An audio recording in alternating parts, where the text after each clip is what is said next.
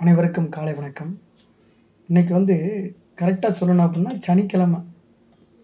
கிட்டத்தட்ட என்ன சொல்கிறது, இந்த வாரத்தோட கடைசி. அவ்வளோதான், வேறு ஒன்றும் இல்லை. வேறு ஒன்றும் பெருசாக சொல்கிறது கிடையாது. வாரத்தோட கடைசி. இன்னைக்கு ஏப்ரல் 19 சனிக்கிழமை. அதாவது ஏப்ரல் மாதத்தில் 3வது வாரத்தோட கடைசி நாள். ஜெர்மனிய தத்துவ மேதை தியோடர் பெச்சினர் பிறந்த தினம் என்று. ஜெர்மனியைச் சேர்ந்த தத்துவ மேதையும் உளவியல் இயற்பியலை சைக்கோபிசிக்ஸை உலகுக்கு தந்தவருமான தியோடர் பெச்சினர். இப்படி ஒரு டிபார்ட்மெண்ட் ஜெர்மனியின் முஸ்காவ் நகருக்கு அருகே உள்ள குரோப் ஷார்சன் என்ற ஊரில் 1801 பிறக்கிறார்.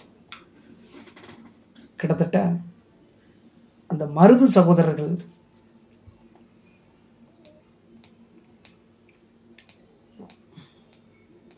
வீரபாண்டிய கட்டபொம்மன் 1799, 1800 மருது சகோதரர்கள், ஊமத்துறை 1801 நினைக்கிறேன். அந்த வருடத்தை நீங்கள் படிச்சுக்கோங்க. இந்த 3 பேர் வரிசையாக தூக்கிலிடப்படுவாங்க. சரி, 1801 பிறக்கிறாரு. தந்தை பாதிரியார். ஆன்மீக பற்று கொண்ட குடும்பத்தில் வளர்ந்த போதிலும் பிற்காலத்தில் இவர் நாத்திகவாதியாக திகழ்ந்தார். பள்ளி கல்வியை முடித்த பிறகு லைப்சிக், டிரஸ்டன் பல்கலைக்கழகங்களில் மருத்துவம் பயின்றார். 1822 மருத்துவத்தில் பட்டம் பெற்றார். அடுத்த ஆண்டு லைப்சிக் பல்கலைக்கழகத்தில் இயற்கை தத்துவ பாடத்தில் ஆசிரியராக நியமிக்கப்பட்டார். அப்போது பல விஞ்ஞானிகளின் ஆய்வு கட்டுரைகளை மொழிபெயர்த்தல், மறு ஆய்வு செய்தல், பாட புத்தகங்களை வெளியிடுதல் ஆகிய பணிகளில் ஈடுபட்டார். பிறகு இயற்பியல் பேராசிரியராக நியமிக்கப்பட்டார். இயற்பியலிலும் வேதியியலிலும் ஆய்வுகளை மேற்கொண்டார். நிறம், பார்வை குறித்து 1839 தீவிர ஆராய்ச்சியில் ஈடுபட்டிருந்த போது பார்வை குறைபாடு ஏற்பட்டது. குணமான பிறகு மனம், உடல் தொடர்பு குறித்த ஆராய்ச்சிகளில் ஈடுபடத் தொடங்கினார். உடலும் மனமும் வெவ்வேறாக இருந்தாலும் ஒரே உண்மையின் 2 வேறு பக்கங்கள் என்றார்.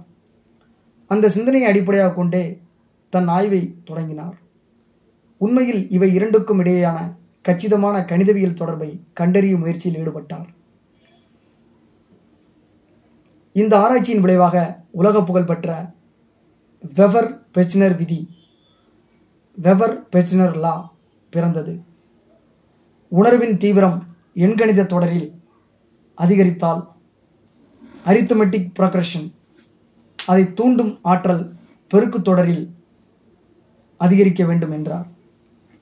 உணர்வின் தீவிரம் எண்கணித தொடரில் அரித்மெட்டிக் ப்ராக்ரஷனில் அதிகரிச்சுன்னா அதனை தூண்டும் ஆற்றல் பெருக்கு தொடரில் ஜியாமெட்ரிக் ப்ரொக்ரஷன், ஜியாமெட்ரிக் அப்படின்னா பல்கி பெரு மல்டிப்ளிகேஷன் அதிகரிக்க வேண்டும் என்றார். இந்த விதி சில குறிப்பிட்ட வரையறைக்குள் இருந்தாலும் பின்னாளில் வந்த பல ஆராய்ச்சியாளர்களுக்கு மிகவும் பயனுள்ளதாக இருந்தது. வில்ஹெம் வூண்ட், ஹெர்மன் வான் ஹெல்ம்ஹோல்ட்ஸ் ஆகியோருடன் சேர்ந்து நவீன சோதனை உளவியல் என்ற புதிய துறையை அறிமுகப்படுத்தினார். எனக்கு மிகப்பெரிய ஒரு ஆர்வத்தை தூண்டுது. உணர்வின் தீவிரம் எண்கணித தொடர். ஒரு உணர்வு, ஃபீலிங்ஸோட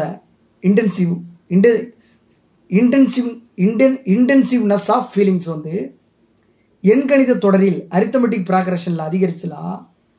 அதனை தூண்டும் same it will be stimulation.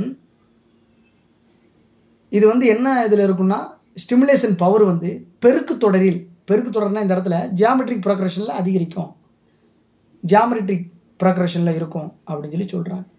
ஒரு பெருக்கு தொடருக்கும் ஜியாமெட்ரிக் ப்ராக்ரஷனுக்கும் ஒரு ஒப்பீடு செய்கிறது எனக்கு ரொம்ப பிடிச்சிருக்கு. சில ஜியாமெட்ரிக் விஷயங்கள் நம்மளுக்கு புரியாமல் இருக்கும், அதை இதை புரிய வைக்கும். சரி, வில்லியம் வூண்ட், ஹெர்மன் வான் ஹெல்ம்ஹோல்ட்ஸ் ஆகியோருடன் சேர்ந்து நவீன சோதனை உளவியல் என்ற புதிய துறையை அறிமுகப்படுத்தினார். நவீன சோதனை உளவியல். எல்லா உளவியலாளர்கள் பெரிய ஆளுக தான் போல. மனம் எளிதாக அளவிட முடிகிற கணித தீர்வுக்குள் அடங்கும் ஒன்று என்பதால் உளவியல் அளவீட்டு அறிவியலுக்குள்ளும் அடங்கும் சாத்தியக்கூறு உள்ளது என்பதை எடுத்து கூறினார். இது குறித்து தான் கண்டறிந்தவற்றை பொது நிகழ்ச்சிகளில் விளக்கி பேசினார். தனது ஆய்வுகள் அடங்கிய பல கட்டுரைகள், புத்தகங்களை வெளியிட்டார். அறிவியல் ஆராய்ச்சிகள் மட்டுமின்றி கவிதையிலும் இவருக்குள் ஆர்வம் கிளை விரித்தது. டாக்டர் மைசஸ் என்ற புனைப்பெயரில் பல கவிதைகள் எழுதினார். 1895 அழகியல் உண்மைகள் குறித்த ஆராய்ச்சியில் ஈடுபட்டார். மனம், உளவியல், உடல், அழகியல் என எதுவாக இருந்தாலும் அவற்றை விஞ்ஞானம் மற்றும் கணித அடிப்படையில் உறுதிப்படுத்த முற்பட்டார். எனவே இவர் உளவியற்பியல், சைக்கோபிசிக்ஸ் மற்றும் ஒட்டுமொத்த சோதனை உளவியலின் தோற்றுநராக கருதப்படுகிறார். விஞ்ஞானிகள் மற்றும் தத்துவ துறையினருக்கு 20ஆம் நூற்றாண்டில் மிகப்பெரிய உந்து சக்தியாக திகழ்ந்ததுடன் குட்சவ் தியோடர் பெச்சினர் 86 வயசு 1887 காங்கிரஸ் தொடங்கி 2 வருஷம் கழித்து இறந்து போகிறார். இவரை சந்தித்தது எனக்கு நம்ம பல வருஷமாக அந்த வீடியோ பேசிகிட்டு இருக்கேன், 4-5 வருஷமாக. அது ஒவ்வொரு நாளும் திரும்ப திரும்ப ஒருத்தங்களை பற்றி படிக்கும்போது தான் அதிகமாக தெரிஞ்சுக்கிட்டே வருது. புதுசாக காதல் கொள்கிற மாதிரி அறிவும் காதல் கொள்ளும். நன்றி, வணக்கம்.